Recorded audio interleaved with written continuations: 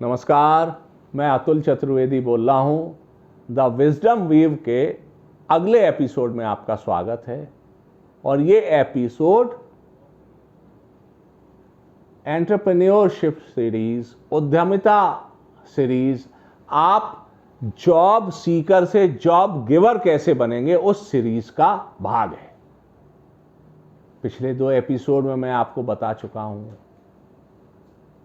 कि आपको क्यों सरकारी नौकरी का मोह छोड़ के, अगर आपको लग जाती है बहुत अच्छी बात है, लेकिन पूरी उम्र उसके लिए 10-15 महत्वपूर्ण साल जाया मत करिए और उद्यमी बनने की सोचिए। अन्य लोगों के लिए आप रोजगार सृजित करने वाले बने, ये सोचिए। मैं चर्चा कर चुका हूं। एक ब्रॉड फ्रेमवर्क भी पिछले एपिसोड में बता चुका हूं कि व्यापार करना है, उद्यमी बनना है तो क्या करना चाहिए। आज के इस एपिसोड में मैं आपसे चर्चा करूंगा, आपको बताऊंगा और आने वाले कुछ एपिसोड्स में कि यदि आप निर्यातक बनना चाहते हैं, एक्सपोर्टर बनना चाहते हैं, तो कैसे किया जाए।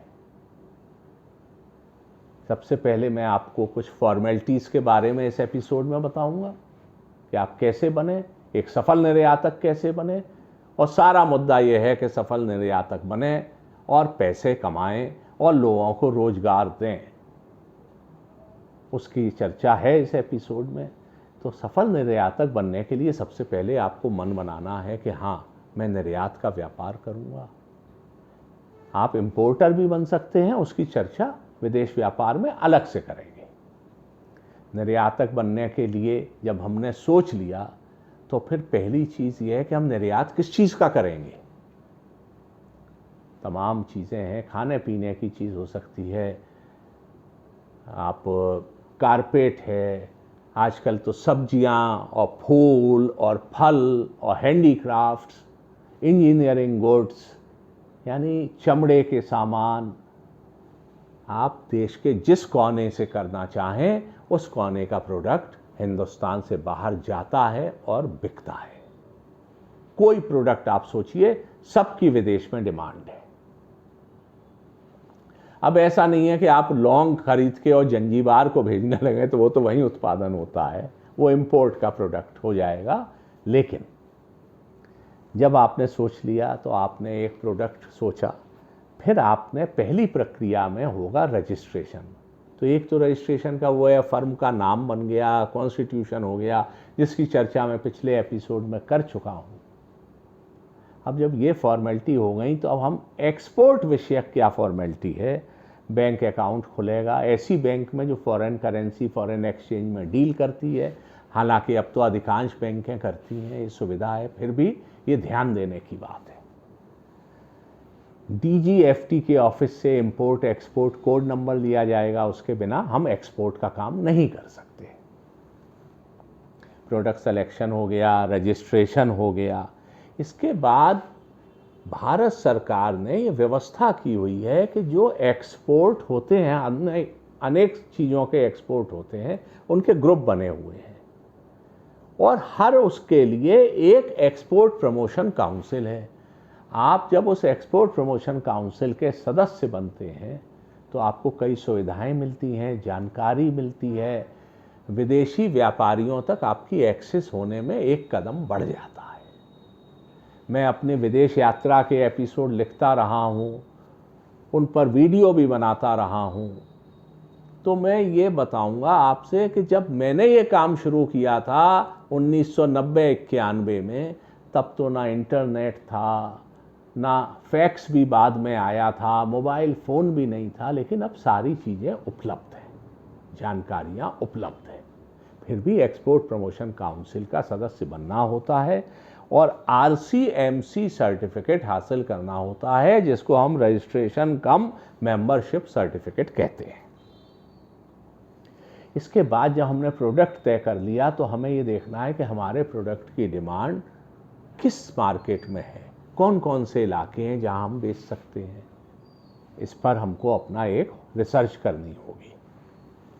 जब हमने ये रिसर्च कर ली तो जो हमने प्रोडक्ट लिया है, अब इसका होमवर्क करेंगे कि जो हम प्रोडक्ट बेचने वाले हैं वो जो भी प्रोडक्ट है, रजिस्ट्रेशन हो गया, मार्केट ढूंढ लिया, अब इस प्रोडक्ट की हम तैयारी करेंगे कि उसका एक कैटलॉग बनेगा या वेबसाइट बनेगी जिसके लिए फ़ोटोग्राफी होगी, उसकी कॉस्टिंग प्राइसिंग होगी, उस प्राइसिंग में पैकिंग का भी खर्चा होगा, उसके जितने दिनों तक उसका पेमेंट आता है उसका इंटरेस्ट भी बैंक से अगर फाइनेंस लेंगे तो कैलकुलेट करना होगा, उसको यहाँ से और पोर्ट तक भेजेंगे उसका खर्चा जोड़ेंगे, पोर्ट से लद के अगर हमको आगे डेस्टिनेशन तक का भाड़ा भी देना है कंटेनर का तो उसका खर्चा जोड़ेंगे, वो समुद्र से जाएगा कि हवाई जहाज़ से भेजा जाएगा, पेरिशेबल आइटम है तो हवाई जहाज़ से ही भेजना होगा, उसका भाड़ा जोड़ा जाएगा, और अगर इंश्योरेंस कराना है तो इंश्योरेंस का भी खर्चा जोड़ा जाएगा और अपना प्रॉफिट मार्जिन जोड़ा जाएगा। तब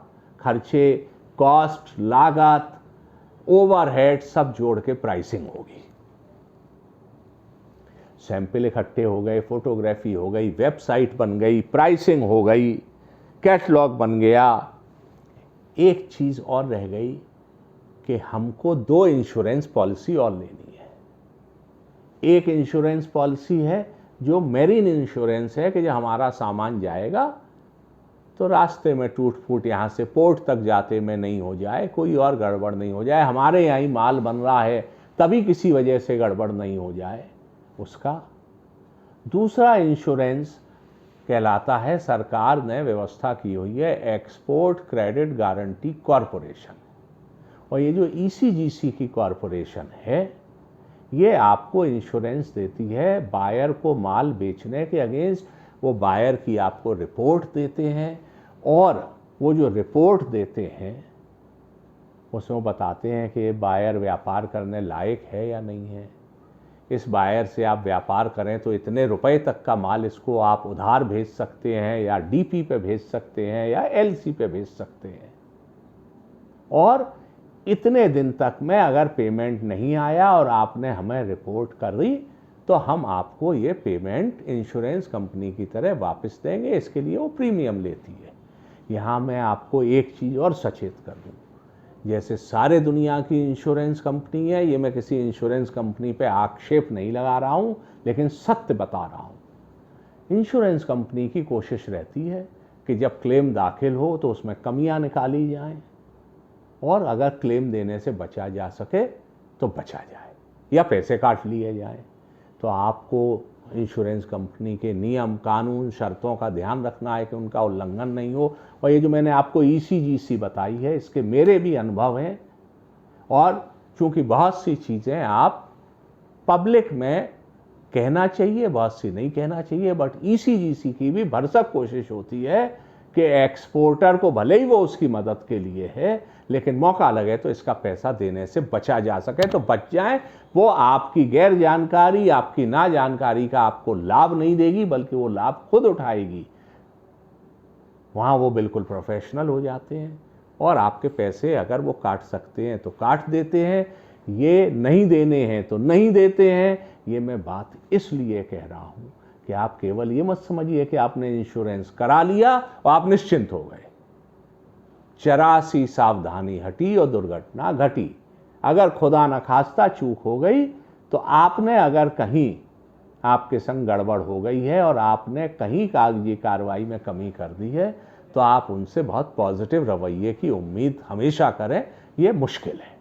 बहरहाल ये मैंने, जैसे जब कोई एडवर्टीज़मेंट भी आता है तो उसमें उससे सावधानियां वो तेज़ी से टीवी पे बोल देते हैं, लेकिन मैं बड़े आराम से आपको समझा रहा हूँ। जब ये सारी तैयारी हो जाती है तो अब शुरू होती है बायर की खोज। मार्केट हमने देख लिया, अब बायर को खोजना है, बायर तक पहुंचना है, बायर तक अपनी बात पहुंचानी है और फिर आगे की कागजी कार्रवाई करनी है। ये सब प्रक्रिया कैसे होगी ये मैं एक एपिसोड ही बहुत लंबा करके नहीं बताऊंगा, इसलिए आज के एपिसोड में इतना ही। बस एक बात कहूँगा, ठान लीजिए, जो ठान लेते हैं उनकी सफलता पैर चूमती है। आप ठान लेंगे कि आपको निर्यातक बनना है, एक्सपोर्टर बनना है, तो आप सफल होंगे। मैं आगे के एपिसोड्स में आपको अपनी जानकारी और शेयर करूंगा और मुझे उम्मीद है कि ये ख़ास तौर से जो यंगर जनरेशन है उसके काम आएगी।